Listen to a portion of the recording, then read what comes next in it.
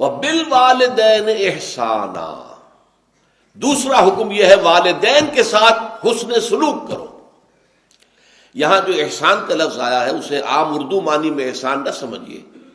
اردو معنی میں احسان ہے کسی کے ساتھ کوئی بھلائی کرنا اور اس کے ساتھ جو ہے کوئی اس پر احسان دھرنا جسے کہتے ہیں ہم۔ اس عربی زبان میں احسان کے لفظی معنی یہ نہیں ہے۔ خوبصورت انداز میں طرز عمل جو ہے اچھا ہو، عمدہ ہو۔ یہاں مراد ہے حسن سلوک، والدین کے ساتھ حسن سلوک۔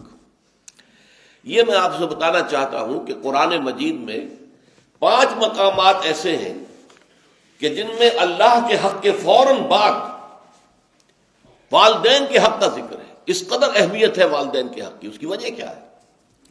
پہلی بات تو یہ ہے کہ انسان پر واقعتاً سب سے بڑا احسان تو اللہ کا ہے۔ اللہ نے ہمیں پیدا کیا ورنہ ہمارا وجود ہی نہ ہوتا۔ پھر یہ کہ اللہ ہی نے ہماری ساری ضروریات کا جو ہے وہ اہتمام فرما دیا، ساری چیزیں دنیا میں پیدا کر دی جن کی ہمیں ضرورت پیش آنی تھی، یہ اس کا احسان ہے۔ لیکن ان کے بعد، اللہ کے بعد سب سے بڑا احسان والدین کا ہے۔ اللہ خالق ہے ہمارا، لیکن وجود میں آنے کا ذریعہ تو والدین بنے ہیں نا۔ رب اور پالن ہار پروردگار تو اللہ ہے، لیکن اس کی ربوبیت کا مظہر، ذریعہ، وہ تو والدین کی ربوبیت ہے۔ والدین نے پالا پوسا ہے، ماں نے اپنے پیٹ میں رکھا ہے 9 ماہ تک، اور پھر اپنی چھاتیوں سے اپنے جسم کی توانائی جو ہے وہ نچوڑ کر دودھ کی شکل میں پلائی ہے 2 سال تک۔ تو کتنا بڑا احسان ہے۔ والد نے بھاگ دوڑ کر کے اس کی اور ماں کی، دونوں کی جو معاش کی ضروریات ہیں وہ فراہم کی ہیں، اور شفقت اور محبت والدین کی ہے کہ جس کے تحت اس کا یہ سارا پروان چڑھنا ممکن ہوا ہے۔ تو حق کا معاملہ جہاں بھی آئے گا تو والدین کا حق اللہ کے حق کے فوراً بعد۔ اب دیکھیے یہ بھی ترتیب کی بات ہوتی ہے، جیسا کہ میں نے جو دوسرا سبق تھا آیا بر کا تو عرض کیا تھا کہ اگر تو اطاعت کی بات ہوگی تو اللہ کے بعد رسول، محبت کی بات ہوگی اللہ کے بعد رسول، اسی طریقے سے ارکان اسلام کی بات ہوگی تو کلمہ شہادت کے بعد فوراً نماز، لیکن وہاں نیکی کی بات ہو رہی تھی تو ایمان کے فوراً بعد وَآتَ الْمَالَ عَلَىٰ حُبِّهِ ذَوِي الْقُرْبَىٰ وَالْيَتَامَىٰ وَالْمَسَاكِينَ وَابْنَ السَّبِيلِ، یہ مقدم ہو گیا۔ تو موضوع کے اعتبار سے ترتیب و تقدیم بدل جاتی ہے۔ اطاعت کی بات ہوگی تو اطیعوا اللہ و اطیعوا الرسول، اطاعت کرو اللہ کی اور اطاعت کرو اس کے رسول کی صلی اللہ علیہ وسلم۔ محبت کی بات ہوگی تو اللہ کی محبت کے بعد رسول کی محبت، لیکن حقوق کی بات ہوگی تو اللہ کے حق کے فوراً بعد والدین کا حق۔ چنانچہ دیکھیے سب سے پہلے سورہ بقرہ میں آیا ہے وَإِذْ أَخَذْنَا مِيثَاقَ بَنِي إِسْرَائِيلَ لَا تَعْبُدُونَ إِلَّا اللَّهَ وَبِالْوَالِدَيْنِ إِحْسَانًا وَذِي الْقُرْبَىٰ وَالْيَتَامَىٰ وَالْمَسَاكِينِ وَقُولُوا لِلنَّاسِ حُسْنًا۔ یاد کرو جب کہ اللہ تعالیٰ نے بنی اسرائیل سے ایک عہد لیا تھا۔ وہ عہد کیا تھا؟ نمبر 1 لا تعبدون الا اللہ، وہی بات جو ہم یہاں پڑھ رہے ہیں وَقَضَىٰ رَبُّكَ أَلَّا تَعْبُدُوا إِلَّا إِيَّاهُ۔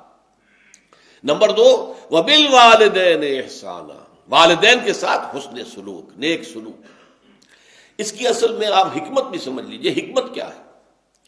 حکمت یہ ہے کہ والدین کے ساتھ اگر حسن سلوک کا کسی معاشرے میں رواج ہے تو والدین بھی اپنے پورے اطمینان کے ساتھ، طمانینت قلبی کے ساتھ اپنے آپ کو اولاد میں انویسٹ کر دیں گے۔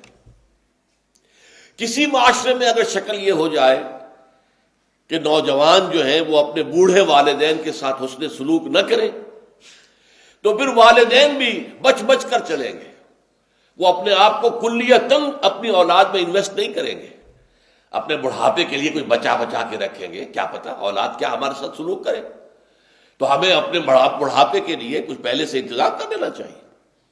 وہ جو گہری محبت ہوتی ہے کہ جس کے ساتھ والدین اپنی جوانی کی توانائیاں جو ہیں وہ کھپاتے ہیں اپنی اولاد کو پروان چڑھانے میں، اور انہیں اطمینان ہوتا ہے کہ ہم اگر بوڑھے ہوں گے تو ہماری دیکھ بھال کرنے والی ہماری یہ اولاد ہوگی، یہ ہمارے بڑھاپے کا سہارا بنیں گے، یہ ہماری ضعیفی کی لاٹھی بنیں گے۔ اور جب یہ شکل ہوتی ہے تو خاندان کا ادارہ مضبوط ہوتا ہے۔ کسی معاشرے میں اگر یہ شکل نہ رہے، والدین کو یہ توقع نہ ہو کہ اولاد ہماری خبر گیری کرے گی ہمارے بڑھاپے کی زندگی میں، تو پھر وہ بھی اپنے آپ کو اس طور سے اپنے اولاد کے اوپر لگائیں گے نہیں، بلکہ بچا بچا کر رکھیں گے۔ یہ صورتحال آج مغرب کے معاشرے میں ہمیں نظر آتی ہے۔ لڑکے 13-14 برس کے ہو جائیں تو نکل جاؤ گھر سے، جاؤ اپنے پاؤں پر کھڑے ہو جاؤ۔ لڑکیاں 16 برس کی ہو جائیں نکل جاؤ، خود معاش اپنی تلاش کرو جہاں تمہیں، ہاں جب تک کوئی تمہارا رین بسیرا نہیں ہے رات کو یہاں آ کے سو جایا کرو، ٹھیک ہے، ورنہ اپنا رین بسیرا بھی اور بناؤ۔ وہ پھر اپنی ساری جو بھی ہے انکم بچا کر رکھتے ہیں اپنے بڑھاپے کے لیے۔ لہٰذا ظاہر بات ہے کہ پھر اولاد کے اندر وہ محبت کہاں سے آ جائے گی والدین کے لیے؟ تو یہ صورتحال جو مغرب کے معاشرے میں جو معاشرہ برباد ہوا ہے، تباہ ہوا ہے، اسی لیے پھر وہ کیا کرتے ہیں کہ بوڑھے والدین کو لے جا کے اولڈ ہاؤسز کے اندر ڈپازٹ کر دیتے ہیں، اور وہ والدین ترستے رہتے ہیں، کبھی بچوں کی شکل دیکھنی نصیب نہیں ہوتی۔